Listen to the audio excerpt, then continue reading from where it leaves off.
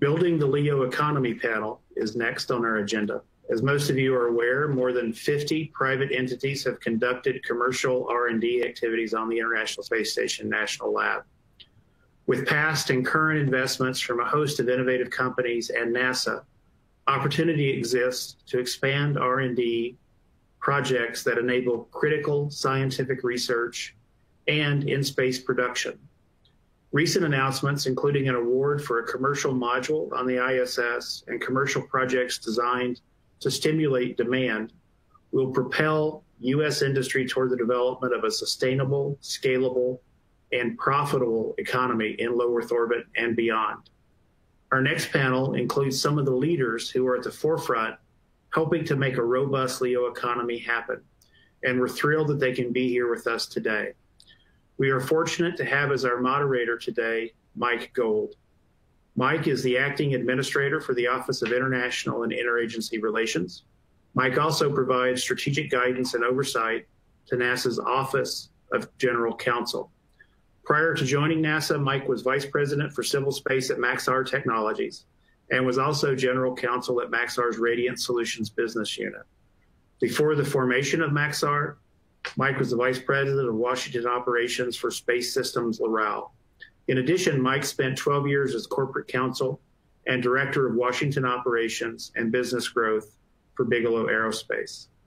Mike also has the distinction of being the first chair of the NASA Advisory Council's Regulatory and Policy Committee, and also chaired the FAA Commercial Space Transportation Advisory Committee.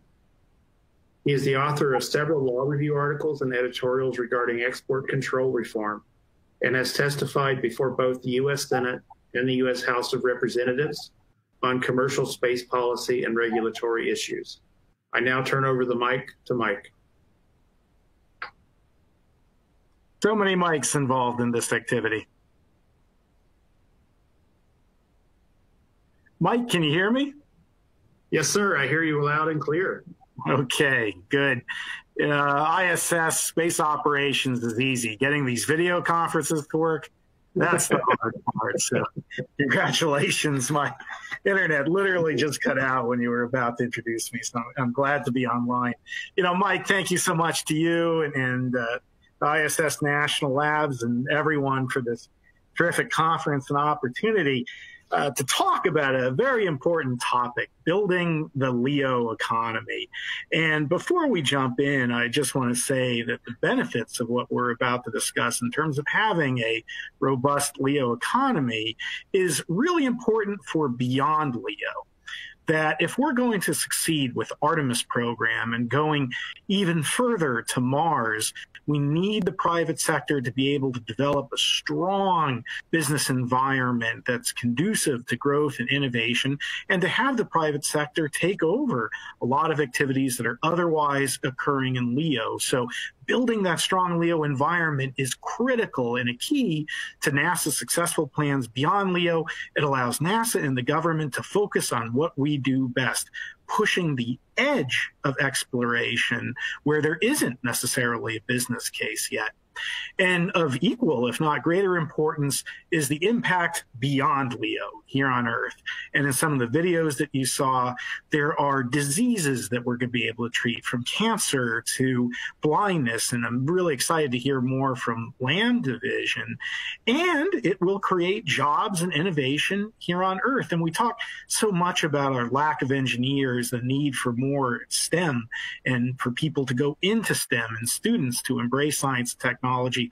Well, money is a terrific motivator, and that's why it's so important to have a great and robust business environment in LEO to get that next generation of students to study STEM. So as we talk about building the LEO economy, let's now introduce our construction workers. And it's an absolutely fantastic panel we have today. Let me begin with Carissa Christenson, who is the founder and CEO of Bryce Space and Technology, a leading aerospace and emerging markets consultancy. Ms. Christenson is an internationally recognized expert in commercial space and the interplay of government, military, and commercial activities in the aerospace sector. For over 2 decades, she is engaged as the leading edge of space industry with innovative analysis and Space Systems and Advanced Technology.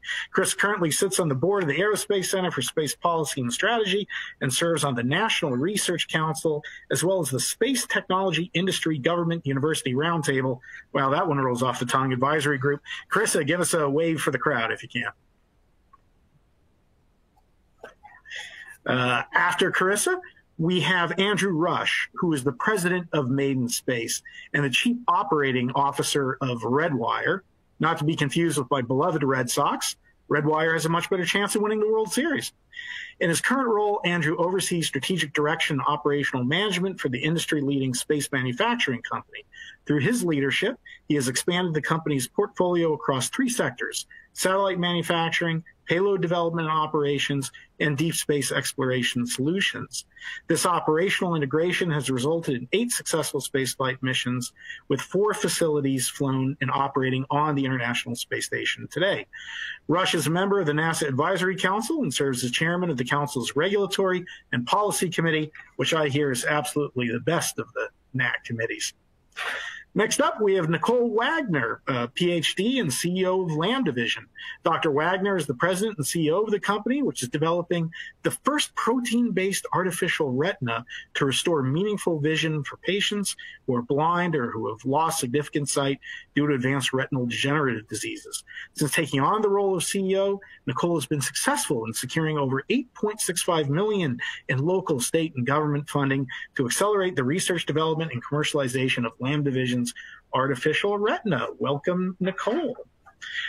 Next up is Rich DalBello. As Virgin Galactic's Vice President of Global Engagement, Rich is responsible for international business development for the company's unique fleet of carriers and aircraft and space vehicles. Prior to joining Virgin, Rich served as Director of Space and Aeronautics in the White House Office of Science and Technology Policy. In this role, he served as the principal advisor on space and aeronautics matters to Dr. John Holdren, the science advisor to President Obama.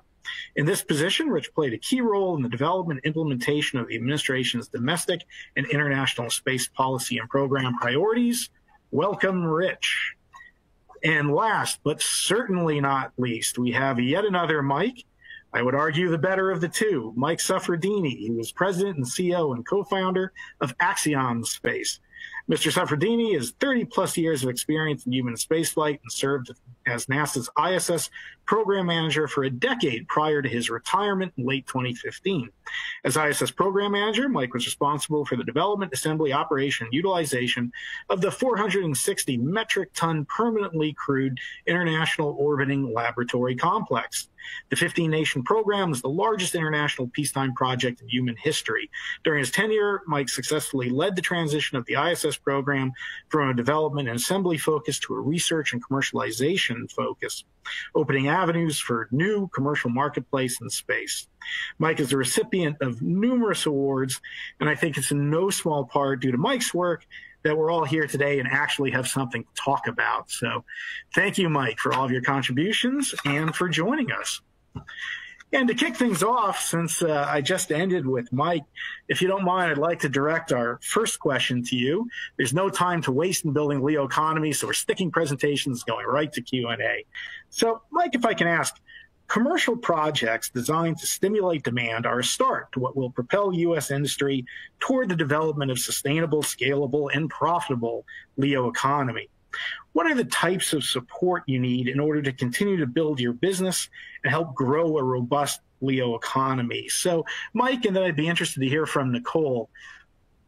We're a genie, we grant you 2 wishes that you can get from government. What do you want to see from government to help get going? Mike, if you wouldn't mind going first. Thank you, Mike, first for that introduction and for being willing to help MC us through this panel. So thank you for that. When I started this company, we talked about a number of things, but the most important thing was the groundwork that was being laid by the International Space Station program and especially the ISS National Lab folks to start showing the world just exactly what the microgravity environment could do for you and helping bring users that weren't familiar with the platform to the table. And so over the years, there's been tremendous progress, I think, in that regard. As we start looking towards the future, as a company, we're trying to build the commercial infrastructure for the future. We're not really the researchers as much as the provider of services, both the access and the platform on orbit. But we see a number of things along the way that we think would help build the LEO economy that we want to help support. The first and foremost for me, when I think about it in terms of things the U.S. government can do, we're still challenged a little bit with the amount of money that's available to NASA and other government agencies to help push the commercial effort along. The ISS program, of course, is funded, but there are other line items that are challenged, like the LEO commercialization line, that we really need to work together with the agency to help show the government, explain to the government why this is important and how it supports us all in order to do this job of trying transitioning from where we are to where we're trying to go. The other part of it, and one of the things I like to say is, to me, success. Well, first, let me back up and say, I think production, manufacturing in space is going to be huge. It's a decade and a half away of being a blowing and going kind of industry in space, but it's going to grow. And Andrew can speak volumes of that. And LambdaVision is a good example as well of entities that are looking to do production in space. But we need more than just the few looking at opportunities. And I think one way for us to do that is to get ourselves in a position where every boardroom in the country is looking forward to when can space actually be a cost-effective move for me? And so I continually look for ways to get it out to the broader industrial base of the country and indeed the world. And to me, one of the great things to consider as a country is tax incentives, significant tax credits for companies that are doing research towards developing a product that they can manufacture in space and either bring back to Earth or use in orbit. So to me, those are two really large areas where I think we could make some significant progress in helping push along the growth of the LEO economy. Thank you, Mike. Nicole, what do you think? What would you be looking for from government to help make these dreams of robust LEO economy a reality? Sure. Thanks, Mike. I guess I would echo again, a little bit what Mike Suffredini said. And, I think we've been very, very fortunate to this point to be able to get some funding from NASA, ISS, National Labs, and Boeing to really kick us off. But that's really just the start, right? I mean, I think we are, as a company, a vision company, and we have just really started to tap into the space piece and looking at commercial manufacturing on board the ISS. So, programs to help de-risk what we're doing is really important. And I think, the support from NASA, ISS, National Labs has been critical for that. I think as we start to look forward and start to look at actual commercialization and manufacturing on board the ISS, it's starting to have really important discussions. I think you're going to sort of lead into this soon, is thinking about regulatory discussions, thinking about, historical data, reference data, what's currently available to companies like myself and future companies really looking to do manufacturing on board. I think what is great about these types of panels, too, is that these discussions are really just getting started. And we're really starting to pave that groundwork. As a company, we're doing one piece of this, but also there's the broader impacts beyond what we're doing and looking at other ways of leveraging manufacturing on board the ISS for us as a company towards, holography, sensors, really taking this as a platform and moving it forward, and certainly having these high-level, regulatory discussions and funding is going to be very important moving forward. Terrific. And speaking of moving forward, Carissa, if I could turn to you, no better person than yourself to speak to the markets, the macro forces here. How real do you see the LEO economy being? And when do you think that there will be breakthroughs and a real robustness relative to the business concepts that we're talking about today. Thanks, Mike. It is a pleasure to be here. The LEO economy is absolutely real and will develop and grow over time. The big question, of course, is how soon? How soon does that happen? And I also think that there's a really important conversation to be had about what do we mean by LEO economy. We often tend to conceive that, and it is a very satisfying and exciting conception in terms of mass manufacturing on orbit for products that are used on Earth. And certainly models like the artificial retina, which could solve, critical human problems, are so attractive from that point of view. I think it's important to have a more nuanced understanding and framework to think about the LEO economy, because today there is a model in which the ISS serves as a lab, serves as a place where R&D is conducted, and insights are gained that are then translated into terrestrial manufacturing. And so we don't want to lose our sense of the value of the ISS, which might enable a breakthrough that then could be replicated through a terrestrial approach, through a simulator, through an alternative. And so there are businesses today that are part of the LEO economy that are happening on Earth and that don't have currently a major space component. So I think that's a key part of the question. The other point I want to make is to really support something that Mike said, Mike Suffredini, Mike. This is a numbers game, and identifying future applications that do lead to products that are manufacturable from a point of view where the cost is such that you can sell it profitably on Earth. The odds of that go up the more tries we take, the more companies, the more sectors are involved in ISS activities. And so to me, one of the critical door openers, one of the critical enablers for the growth of the LEO economy is to get more and more and more companies and researchers and innovators to easily have access to small bite in space experimentation and activity. And so I think that it's a funnel, and you want to make the top end of that funnel really, really large. Credit to NASA, absolutely, for establishing processes and programs that enable companies that activity.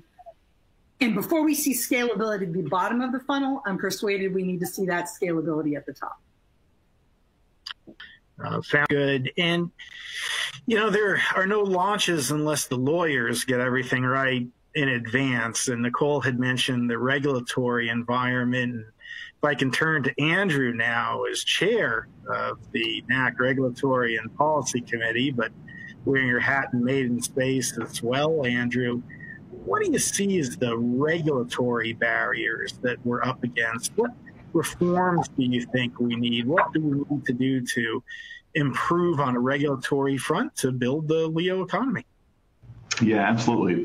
Thanks, Mike, and thanks for having me here. From a broad perspective, from a regulatory and policy perspective, what we need to provide in order to usher in this this wonderful era of LEO commercialization, we need to ensure that we're providing stability and encouragement to go from visions of the fantastic future to the reality. And so what that means from a stability perspective, what we've seen in sort of the commercial suborbital tourism regime, the commercial maybe one day orbital tourism regime is stability from regulations, is saying, hey, let's give people a creative space, let's get legalistically creative space to operate, and let's keep it that way. There's some really good pieces that exist now. Enabling the ISS National Lab to exist, for instance, letting people experiment and scale and operate there. That access, we need to continue with that access, in the status quo that we have, because we have more and more folks that are building businesses, experimenting, trying new trying to take different shots on goal to find those business lines and business models that will really, really generate profit and scale. And they're doing it in this regime of having the access, and we need to keep that. We need to keep that the way it is. So further, just reinforcing that. Other areas from a stability perspective, we need to, just continue sort of foot stomping that people own their IP, and we need to make that easy. We need to make that easier for folks to understand. That's a pretty huge barrier when you're talking with non-traditional space users, which Mike Suffredini hit on as a really huge growth market for us here. And we also want to, from a stability perspective, I think it's important for NASA to be signaling the level of use that they intend to have post ISS. Because if we have that, then we can say, well, that's the level, that's a foundation of access, that's a foundation of a market that can signal both availability of access and pricing for emergent commercial users. From an encouragement perspective, we need two things for a LEO commercial, for a LEO commercialization. We need a place to do things, and we need stuff to do there. So having, so encouraging more shots on goal from a programmatic and from a funding perspective is very, very important. Ensuring that NASA's commercial and marketing pricing policy is clear and consistent is another great tool. But other areas from a regulatory policy perspective that we might encourage is the government starting to look at itself as a buyer of products and services that come from LEO, saying, hey, that optical fiber or that artificial retina, those are things that we want to experiment with and integrate into future programs, because that provides some government agency, some DoD agency with an edge. And that's a really powerful tool for us. And then maybe finally, it's a bit beyond the RPC's realm, but I am pretty fascinated by this concept of tax incentives for commercial involvement in LEO commercialization. So that's maybe just a top of the waves for how via regulation and policy we can provide the stability and encouragement that's necessary to really birth a commercial LEO on a realistic timescale. And that's maybe the last piece is we need to recognize the timescale that we're operating in, because this will organically occur one day, but we have to have the access in order for it to occur.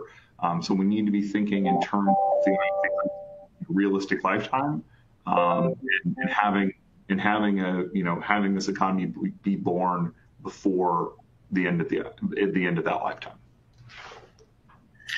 Well, from the posters behind you, I know you're looking forward to a great future and lifetime, Andrew. So thank you for all of that. Maybe before we move off the regulatory topic, Mike Suffredini, back to you. Mike, any comments in terms of regulatory or legal barriers that you think we're up against, or do you just echo what Andrew said?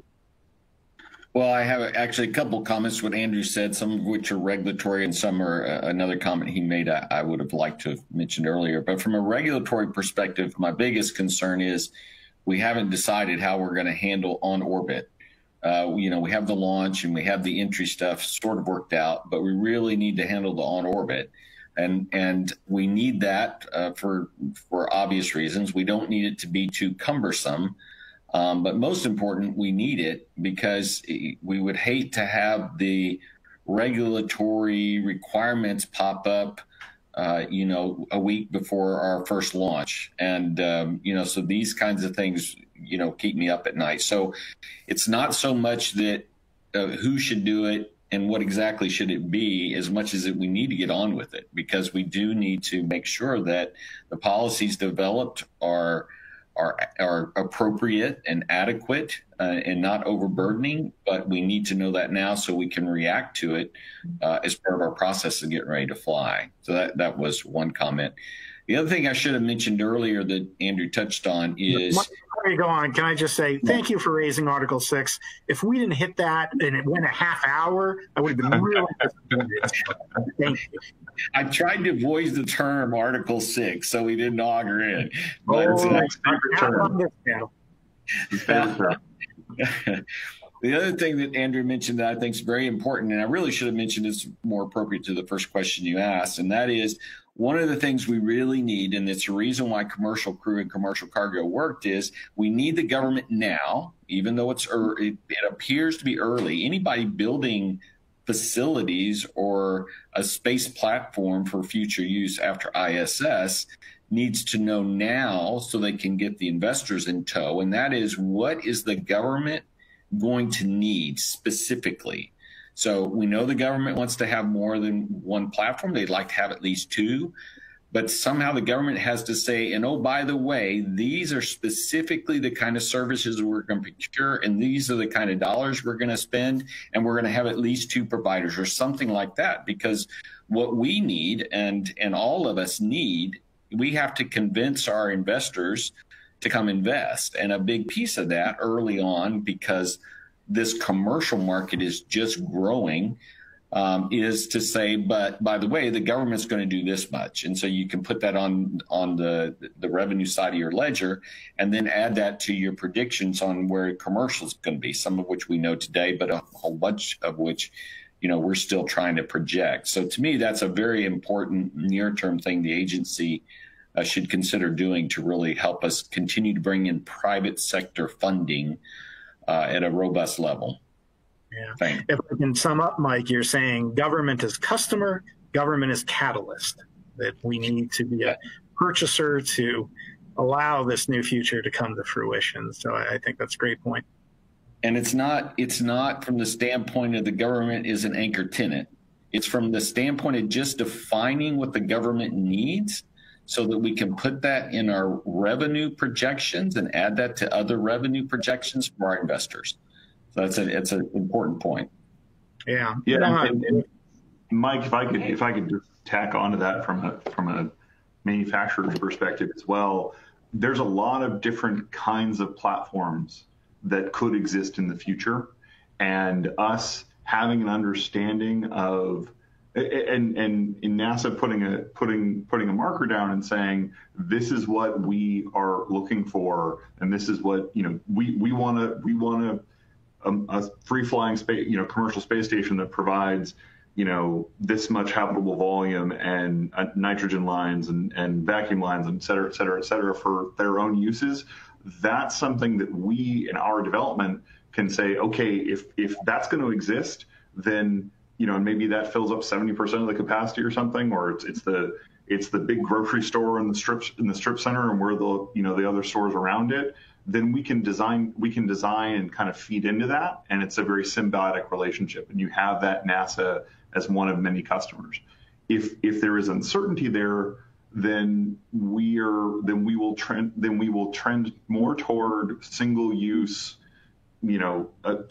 platforms or single use spacecraft.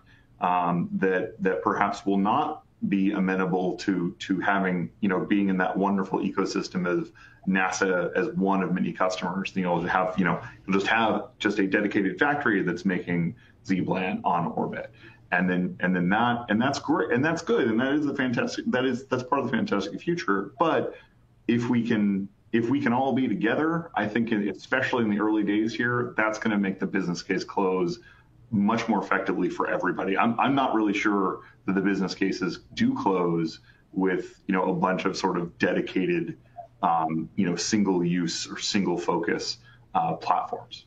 Yeah. Again, a call for clarity relative to government need. And is that you, Carissa? As well? Or Nicole? Go ahead. Mike, it's Rich DalBello. How you doing? Oh, Rich. How are you, Rich? Before we leave the regulation piece, I did want to talk a little bit about the issue of allocation of risk. We have a regime which governs the way we license launch vehicles, which basically says that humans flying on commercial launch vehicles basically are informed of their risk And the whole regulatory regime is about protecting the uninvolved public from the risk. But the actual participants accept the risk and sign cross waivers. All the international, the participants, the governments who are members of the International Space Station, signatories of the agreement, have all done various kinds of cross waivers. So I think the real open issue is when we bring civilians, non-astronaut, non-government astronauts to the station, you have normal people involved in a high-risk activity on a multi-billion-dollar government facility, and the rules about allocation of risk are currently completely uncertain. And so I think we have one regime on the ground, which we've worked on for a couple of decades, and it works pretty well. We have another regime that we have on orbit that the governments have worked on, and that works pretty well. And now we're going to mix two things in the middle, and we're not really ready for that yet. And I know that NASA's got a team working hard on this, but those issues are important. And I know there's some people who want to wave a magic wand and say, oh, we'll just use insurance. And I think that we're going to find that the limits of insurance we're going to run into some boundaries there pretty quickly. So I think these are big issues. And obviously, I think some sort of regime that has a limitation on liability and some sort of regime where there are cross waivers between participants has to be put in place before any of the things we're talking about can happen. It's a great point, Rich. And as you know, NASA recently did an industry day for the liability framework for PAM, private astronaut missions. I'm just curious, Rich, while we got you on screen, if you participate in that, what you thought of NASA's industry day and the direction the agency's headed there relative to liability, and would be interested in any thoughts from some of the other panelists as well. But what did you think, Rich? I thought it was really good. I mean, it clearly, they had reached out beforehand, so they had a bunch of sort of live industry questions that they were fielding, and they had a number of people there, and there's just some really tough issues, like I just said. There's some issues that can be resolved by creative thinking. There are some issues, as we referred back to this so-called open Article 6 issue, where it's kind of a jump ball because there's no designated government entity, a regulator for in-space activities. So some of these things are unresolved. Real quick on that, for those of you who don't read the Outer Space Treaty regularly, and shame on anyone who hasn't read the Outer Space Treaty to go to sleep every night, but Article 6 requires, in part, authorization and continuing supervision by the country for private sector activities. So I'm paraphrasing there. It's what requires the government to come up with a regime for that. So sorry to interrupt, Rich. I just wanted to make clear for those who aren't familiar with Articles. I see, and I apologize to everyone who didn't understand that little bit of Greek there. But so basically, Congress did put in place a regime that we've been testing and making better over the last 20 years that covers launch up into the hatch opens to the space station, and then reapplies once the hatch is closed and the vehicle comes back. But what we're talking about is today, there's no coherent U.S. regulatory regime for how do you manage, regulate activities of private individuals while they're in space, both after launch and before they re-enter. So anyway, Mike, I thought the session was really good, and there was, it was a really good creative dialogue, and I think where we are now in the process is that NASA's answered I think it's online, all the questions and all the answers are online, so if anyone wants to go look at those. And then I think where we are all now, we're doing our formal responses to the RFI, and I think this process is really going to move the ball forward. And this is specifically about PAM, but all the others, the private astronaut missions, but all the other stuff we're talking about, laboratories in space, manufacturing in space, everything we're talking about eventually will come back to this when it's its time to get focused on. Yeah, absolutely. Any other panelists want to comment on liability or Article 6, our favorite article of the Outer Space Treaty? I'll say this, Mike, if I can. We also participated, and Rich covered it very well. I thought it was very productive. But when we talk about the future and how the U.S. government can help move commercial forward, One way the government can do that and reduce our cost at very low impact to the government is for the government to consider the value of protecting us from a liability perspective, or at least indemnifying us in some cases. Since the government is self-insured, it doesn't cost them, of course, any money up front. There is risk associated if something happens.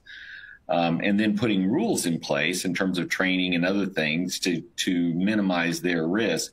But to us, it just turns into a cost we pass on to our customers, right? And it can, as Rich said, it won't take long before you really can't afford a policy. It just drives it crazy. So this is when we've had a lot of, and we've had a lot of discussions, with your folks. They're working it from the perspective of NASA and not necessarily from the perspective, okay, what can the government do to help move U.S. commercial LEO along that's a low outlay up front, in combination with rules that we put in place to let us help reduce costs at a relatively, to me, small impact to the government from a risk perspective. Mm-hmm.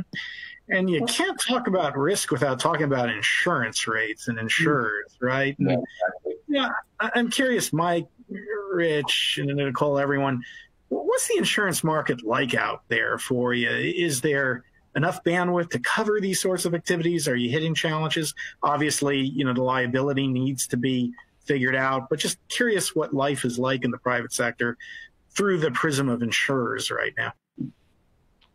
So I can speak for Virgin Galactic. I mean, for our business, we've found that, there is high level of interest in adequate amounts of insurance. And we're, of course, flying humans to space and back.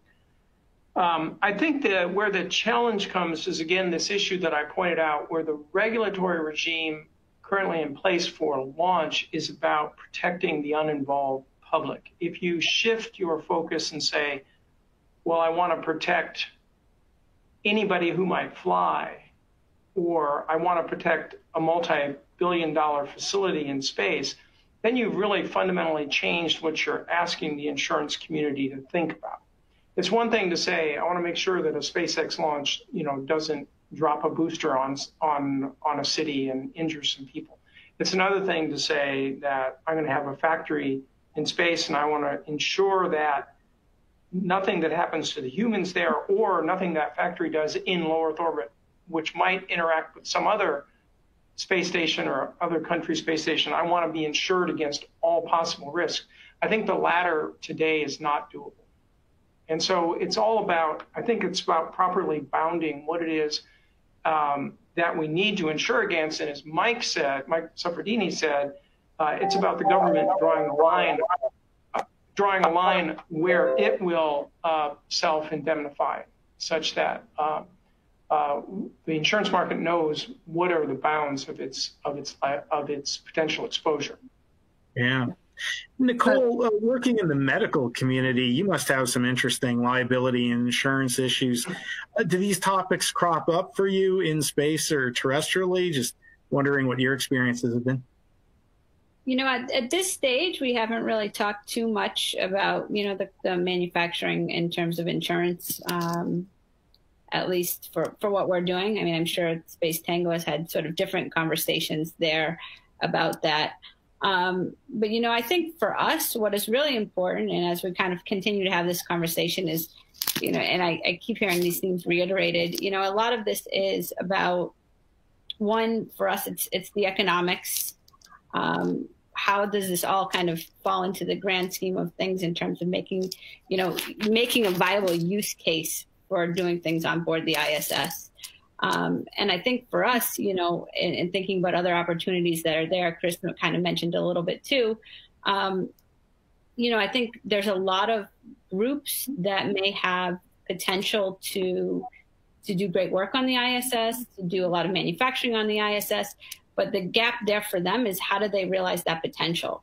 For us, a question I get asked all the time is, how does a vision company think about doing anything on board the ISS, right? I mean, how did you go from this is the best way to manufacture your product? And, you know, considering that there's a lot of risk and undeveloped, you know, both regulatory and policy things that need to come into place, how do you get to space? And so, you know, I kind of always go back to the economics of it. I mean, the first thing that I kind of thought of when we were thinking about this is, you know, from a business perspective, does the economics make sense? I mean, is there a commercial case that we can actually send this to space, and is this profitable? And does the added time, you know, I think this is something that also comes up in terms of time frames. You know, can we do this fast enough that's on an industry scale? Because we also have investors that are looking at us and are saying, you know, when can we get this to the clinic? And if, you know, we're limited to the number of flights that we can take, you know, that limits the amount of R&D that can be done. And so I think, you know, what we're seeing now is as we see more free flyer models and more people developing other ways to get to space, I think that's opening up opportunity. I think, you know, it would be great to see that, you know, the faster we can do that, the better, because it's going to enable us to do more work and answer a lot of those critical questions that are on the forefront of a lot of people's mind. You know, de-risking from, you know, how many batches would you need to do? What are the regulators going to want to see in terms of historical data, pressure testing environments and things like that? So I think there's a lot that goes into that. And I think, you know, just kind of tying that back into your insurance question, you know, as we start to think forward to the future, those questions are going to be things that we're going to have those conversations with these leaders to make sure that we're, you know, accounting for the appropriate risk, and the fact that, you know, all of our manufacturing is in a place that we don't really have a lot of control of on the ground. And so thinking through that is certainly, you know, what we're having a lot of these very early discussions with right now as well. Yeah, I'm so fascinated, and I think it's so critical, you know, what you're doing, Nicole, relative to the biotech development. And just to pull on a few of the strings from what you were saying, just curious, what are the limiting factors that you're running into relative to ISS operations and your business case in general? Is it transportation? Is it crew time? It kind of gets back to the original question. If you could fix anything or get NASA to do something or create more robust transportation, what is it that you think could really help accelerate and, again, act as a catalyst for your business in particular? You know, I think for us, it goes a lot back. You know, I think the timeline is one really big piece. I mean, I think, you know, I've had numerous conversations with people, and everybody says, wow, you guys are really moving fast in terms of our timeline. But at the same time, we are limited to the number of flights that we have. So, you know, for us, more data is going to be critical. It's actually, you know, that's what we're looking for. The more flights, the more samples we can get, the more, you know, the more space that we have on board the ISS, you know, perhaps the more experiments we could do to accelerate and test different variables. You know, that's a big piece of it. You know, thinking forward again, I mean, I think we are looking at, you know, I don't necessarily view astronauts. A lot of what we're doing is automated. So that's not as much of a critical piece. But right now, what we're spending a lot of time is looking at the gap, sort of a gap analysis in terms of policies and procedures. You know, what would it take to develop the GMP, good manufacturing practices, on board the ISS or to get to the ISS? What does that mean? What does, you know, our implementation partner, Space Tango, need to do to start to implement some of those capabilities? And then us as a company, what do we need to do? You know, what can we do so that we can hit those timelines, so that if we have a flight planned in February, we are collecting as much data, because we know that we are also limited in the number of flights that we have. And everything, you know, in space is very iterative. So what we learned, you know, you don't want to keep doing Hail Mary experiments, you know, testing as many variables as possible. You really want to hone in on those key design parameters that are going to allow you to make the next flight the most impactful. And so I think, you know, we spend so much of our time planning because we know that we have those limitations. How can we get the most out of the flights that we were there? So, you know, I think, you know, access is a big piece of it. If we had more flights, it would allow us to do more experiments. It would allow us to test those variables. It will allow us to collect the data that we need. And not just for us. I mean, think about this as we're translating this to other potential customers. Anybody who's looking to do anything on board the ISS, it's what, what data are we collecting that we can, or what knowledge are we collecting that we can then transfer to the next customer that says, hey, listen, we've had these discussions. We know the environment's okay, or we know that you don't need to test these different things because we've already done that. We've checked those boxes. And I think moving forward, those are things that are going to be critical. And the more flights and the more time that we have, it's going to be very helpful in informing a lot of the decisions that we're going to need to make. Mm-hmm. So I'm going to turn to Carissa for the next question, although Nicole, I'd be curious your take as well as others on this. Carissa, venture capital, particularly in a time of COVID, what do you see happening relative to VC and funding in general that all of the companies are going to need to build the LEO economy? Curious where you think we have been, where we are, and where we're headed. So, a great question. Since about 2015, we have seen a transformation in venture capital funding for space activities. Really, that's been focused. Venture capital funding typically is at a smaller scale than the multi-billion-dollar investment that space enterprises often require. And so small satellite ventures have really opened the door to venture investing. We've seen, of course, billionaire super angels in that environment. We've seen truly extraordinary investors like SoftBank, who operated with a risk profile that's venture capital-like, but many more zeros in terms of the size of their investments. So, and that's been growing. In the last 5 years, we've seen about $10 billion or more in venture funds, and really previously had not seen that kind of investment. 2020, the COVID impact has been certainly a slowdown. The general sense is that it's not that the cash has evaporated, but that VCs are preserving their capital, or at least were. Their initial response was preserve their capital to focus on their portfolio companies who might not be hitting milestones if their markets were affected, or just out of a general concern about the availability of funding for the next round. We've seen new funds who don't have portfolio companies continue to invest because they're sitting on cash that needs to be put to work. And we've seen some uptick in deal flow again.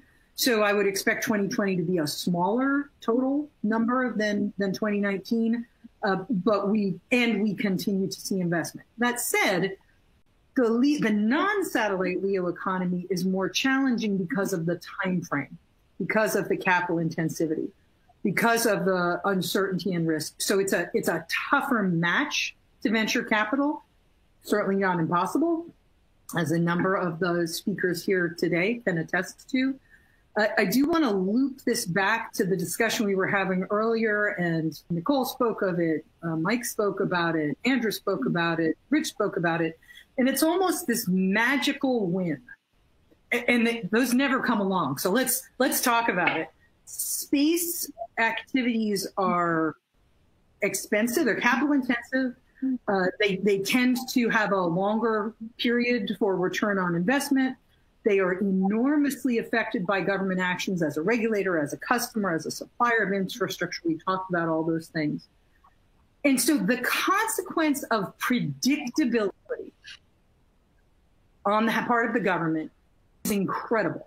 For the same budget, under the exact same regulatory restrictions and requirements, with the same infrastructure and capability, the commercial leverage, the commercial investment that will emerge in an environment where those elements are predictable 5 years in advance, 10 years in advance, with a reasonable degree of certainty, that's an extraordinary force multiplier in terms of the commercial investment that will be realized. And so the government doesn't have to spend any more money, although there's certainly places we think that would be useful. But to get a better outcome, government organizations simply have to lay out a predictable path that can be trusted. So that's so powerful from the point of view of leveraging commercial investment. And I just wanted to kind of make that connection because every single entrepreneur who's trying to build a space business here has touched on that. So, Carissa, congratulations. I just checked CNN. You're the new chair of the Appropriations Committee. You mentioned that government investing money is something that would be helpful. It's curious from your perspective, where should the government investment be going and what should that investment look like?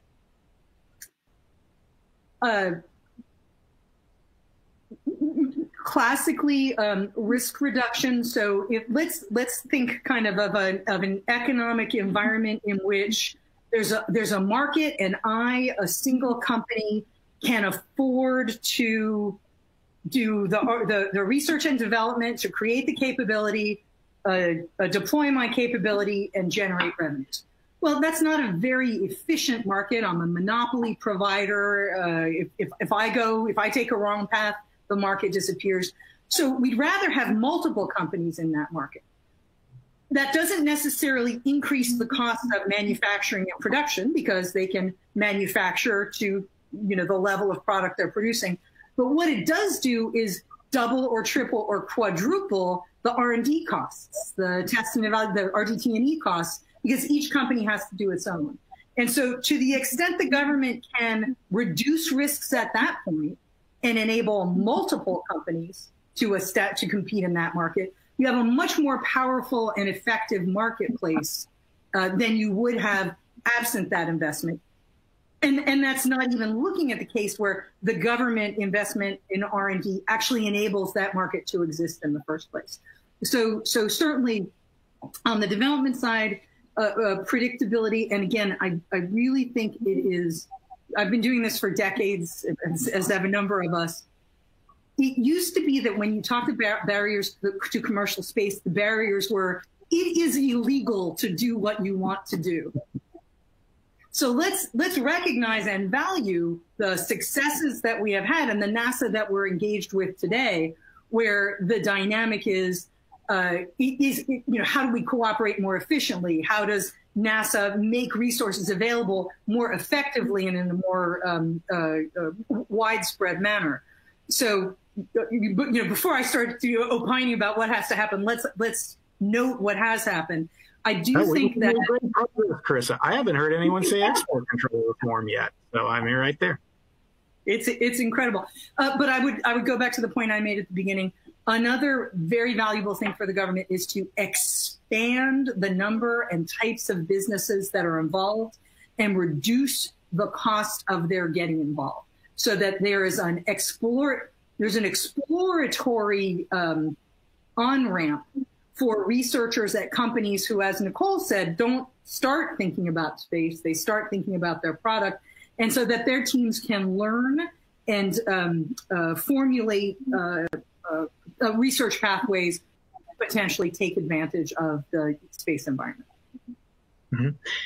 Yeah, that's great, Carissa. Before we turn to some audience questions, Rich, if we can go back to you, I'd like to talk more about suborbital and how you see suborbital supporting orbital in terms of the whole microgravity R&D chain, from drop towers to parabolic flights to suborbital to orbital. Could you talk a little bit about how you see that overall ecosystem fitting together? Yeah, thanks, Mike. I think it's a great question. And I think Carissa actually mentioned this a little bit earlier when she said, once we get a better understanding of the LEO economy, we're going to understand that some players in the LEO economy are not even in LEO, right? There are going to be stepping stones to making LEO possible. And I think, and then I think it was Nicole who said this, that what they need are more and more tries. And I think one of the things that are going to be provided, and hopefully next year will be in a commercial operation, as will our competitor Blue Origin, I hope, and offering a lot of opportunity for microgravity research in short-term microgravity research research in suborbital space. So typically you get about 3 or 4 or 5 minutes of high quality microgravity. And that's enough to do some really fundamental work. Now, obviously, the holy grail is to go to the space station, but as we discussed earlier, you have other issues. First of all, it takes a long time to organize, and sending samples up and getting samples back is a months, perhaps years-long process sometimes. It's very costly, and it's very complicated, and everything has to go through a rather extreme set of reviews. Whereas the microgravity, the suborbital providers are going to offer an opportunity to fly things repeatedly, often for short duration, to get them ready to fly to the next step. So I think as the two providers of suborbital space, Virgin Galactic, Blue Origin, come into focus, I think what you're going to see is that there's actually going to be more stuff developed through that vehicle, which will lead to more demand for ISS capability. Thank you, Rich.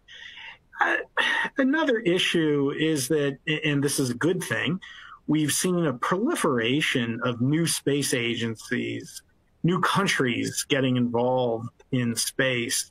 And while that's been terrific, particularly from the government perspective, the partnerships that we can make, with the Artemis program, it will be the largest and most diverse international coalition in the history of human spaceflight.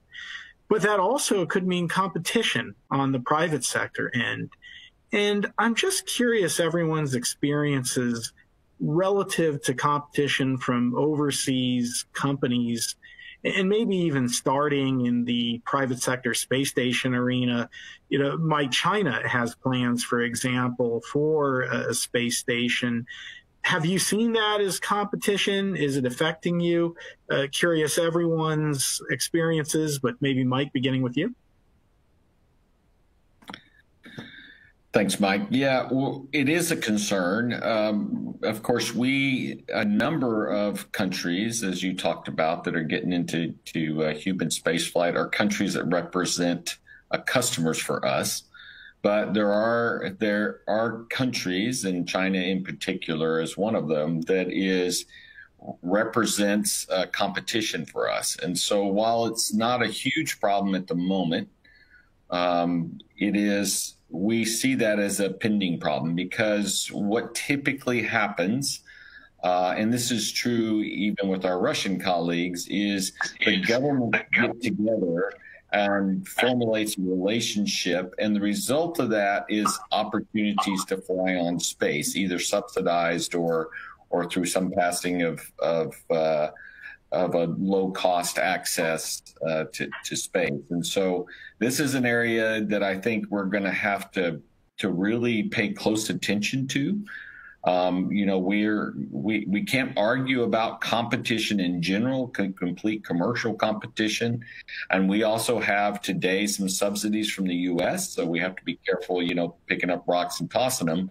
But somewhere along the way, this is going to be an issue, and we have to all try to evolve as major spacefaring nations in a way that slowly removes its subsidies and incentives from governments in an even pace. And that, of course, is a panacea, but that we do have to watch that. So today, for me, governments actually can be customers, and you and I have talked about some challenges there as well.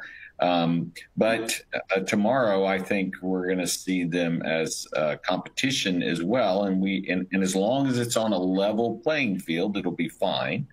If it's not, then we have to talk about it. But we have to be sensitive to the fact that we subsidize today quite a bit, and that's appropriate. It'll actually be appropriate for the future, I think, as long as it's always towards growing new capabilities. But we have to be very sensitive to the fact that we're also doing it in our country to help grow capability.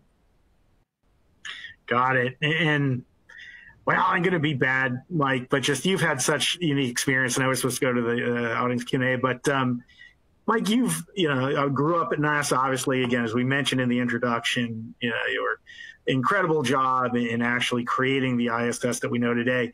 Having gone from government to private sector, what's your experience been in terms of the differences?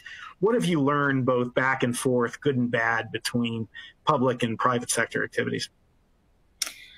Let's see. So that's a dissertation. So I won't do the dissertation version of that. But the first thing you have to recognize is everything the governments did to build and operate ISS are a huge advantage to commercial. So I learned so much in the ISS program about what to do and what not to do that it's hard to imagine us being where we are today without ISS having happened. But with that said, for us, it really is for commercial companies, all we have to do, quote unquote, all we have to do is be legal, obey the law. And other than that, the sky's the limit. Go figure out who the customers are, what the customers want, what's the best way to serve them, how do you do the cost load, the whole bit. And with the government, you're tied. You have so much bureaucracy, which is necessary for a government agency, committee, the U.S. government. But you have so much of that it kind of takes away from your ability to be agile, react quickly, and do very creative things. So what that means is, as long as you stay within the rules of the law, you can either make yourself a very big noose in which to hang yourself, or you can be very, very successful, or anything in between. And that, to me, is the biggest difference. I mean, when I started my job here, just quickly, when I started my job here, I started looking around. I was, making decisions about things. I started looking around. Okay, well, who has to say okay? And the answer was just you. That's it. That's all it takes. You just have to say okay. But now it falls on you to figure out, okay, what are the rules? What are the laws? So it's a very invigorating process to go from the government to industry. And that's the reason why you really can be very agile if you choose to be. Terrific. Thanks. Let's go to Q&A from the audience. And Andrew, you're very lucky. You're going to be first up. Oh, so, Andrew, question to you. Although, Mike, if you might want to comment on this afterwards, or others, that would be terrific. So, Andrew, you mentioned that tax incentives may play a role in expanding commercial engagement and investment in LEO commercialization. Can you say a bit more about this, expand on it? What specific types of tax policies do you think would best serve this market? Yeah, absolutely. I think we can look at the way that the federal government and state governments have used tax policy to, incentivize the growth of new industries, for literally the entire lifetime of the United States, as a good road to follow, as a good path to take. And so one way that we might do that is, with the objective of saying, hey, we want to encourage businesses to, number one, make investments in R&D that is, in making investments in business models that are based in low Earth orbit, processing materials on orbit, for instance. And then number two, actually being buyers of those products or services. And so a potential way that you can do that is you can implement something like the R&D tax credit, where businesses get a tax credit for a certain amount of money based on qualified research and development that they have performed. And so that's really, that's more money back in their pocket. And that encourages, U.S. businesses to make investments in research and development. So here, you could see a regime in which you say, hey, General Electric, if you go and invest in space hardware development to process metal more effectively for your rotating machinery, or you buy processing services from somebody that's providing that service on orbit, we're going to give you a tax credit based on the funds that you've spent there up to a certain level or for a certain amount of time.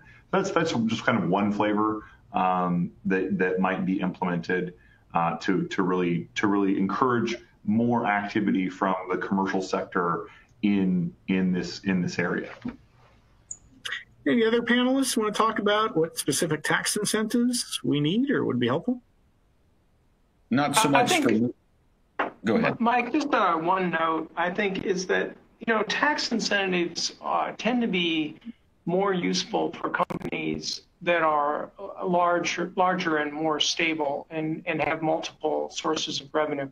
I think for a lot of the companies that we're talking about in this space area, in the new emerging space economy, tend to be startups and often are pre-revenue.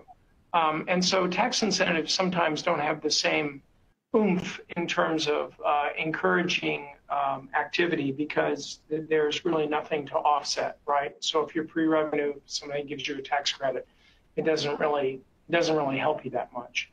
And so I think some of the other things that NASA is doing now by actually having these targeted programs, actually seeding demand, the same kind of playbook they used in commercial cargo and commercial crew, are probably more relevant to the discussion of the LEO economy, I would guess. Mm-hmm. Mike, did you have a comment? Yeah, my perspective is pretty pedestrian. So Carissa talked about it. It's the famous funnel in marketing and sales. The bigger the top of the funnel, the more likely you get more out of the bottom. And for me, it's just a matter of what I said. When every boardroom in America is asking themselves the same question every year: is this the year when the cost to do this in space is less than whatever they're comparing it to? That's success. So for me, and Rich is right, this applies to large corporations, not just giant ones, but corporations across America. Any CFO worth his weight in spit looks at the new tax code every year. So just imagine the CFO reading the tax code and go, what's this space manufacturing thing? And running to his CEO and said, what's this space manufacturing thing, right? That is my only reason for doing this. And I talk about tax credits because they're a bigger incentive than other ways to reduce tax. So that's my only push, is I'm trying to get the funnel as wide as I can. The more people that just look at space and go, what's this space thing about? The more likelihood that we will, have an economy big enough to be meaningful for us as a country. Got it. So we're coming up on time here. I'd like to do one last audience question, then we'll do a very quick lightning round. Briefly, the question is, we've been talking about changes in regulatory policies for a while now. What can the broader ISS community do to help move these changes forward? Rich, you've been on the inside relative to policy a couple of times. Would you maybe like to tackle that briefly? Well, I think, uncharacteristic of the current Washington, I think the wonderful thing about space is these have been issues where there has been broad bipartisan agreement about some of these core issues. And so I think one of the most important things is that Congress have the information that it needs, and that it hear on both sides of the aisle, that hear from us in the community that this is good, that this is a positive, this is about jobs, this is about the future. This is about new investment. So I think the first and fundamental thing is as we go on this journey, we have to take Congress with us, and we have to make sure that as they're funding these programs and looking to the future, that they are convinced that these things are very valuable. So that's what I would say. I mean, it's great. NASA's been hugely supportive.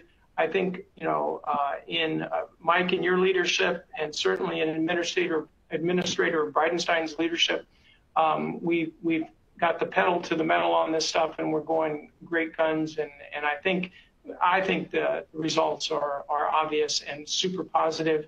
And I just think we need to bring the whole community along with us, which includes the Congress. And as we make this, whatever happens in November, as we get through the other side of that, we need the U.S. Congress to be working with us and supporting us.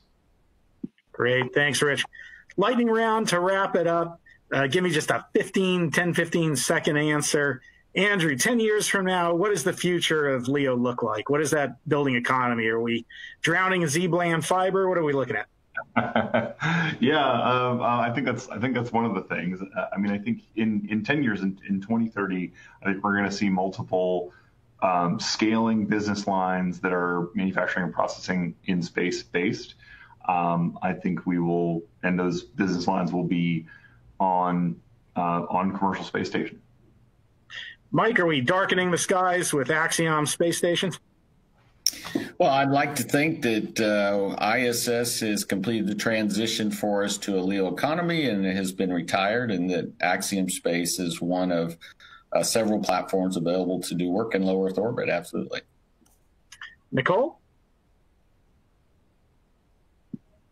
So for us, I mean, I think, you know, I'm looking forward to seeing LambdaVision manufacturing in space. And not just the retinal implant, but excited to see other companies start to do more manufacturing in space that has potential for health benefits in commercial and clinical applications on Earth. So I think that's definitely doable in the next 5 to 10 years. And I'm looking forward to seeing that. Carissa? Multiple products being produced on orbit. I suspect at that point we won't yet have made the transition to thinking of space as a widespread manufacturing environment. We'll also, that outcome is going to be affected by what other countries are doing, because they are making targeted investments, and also potentially by national security needs and requirements around space, which are becoming increasingly important even beyond the satellite realm. Close us out, Rich. Make me excited about the future.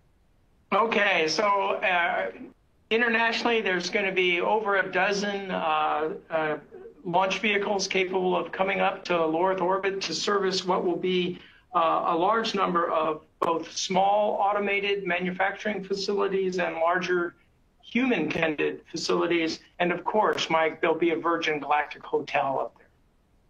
Goes without saying. I look forward to visiting.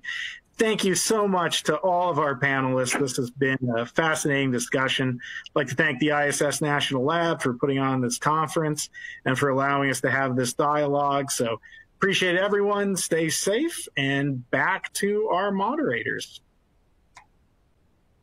Thank you, Mike. I'd like to echo the comments from before. Thanks, Mike Gold, and thanks to everybody on the panel. This was truly enlightening and a great way to close today's session.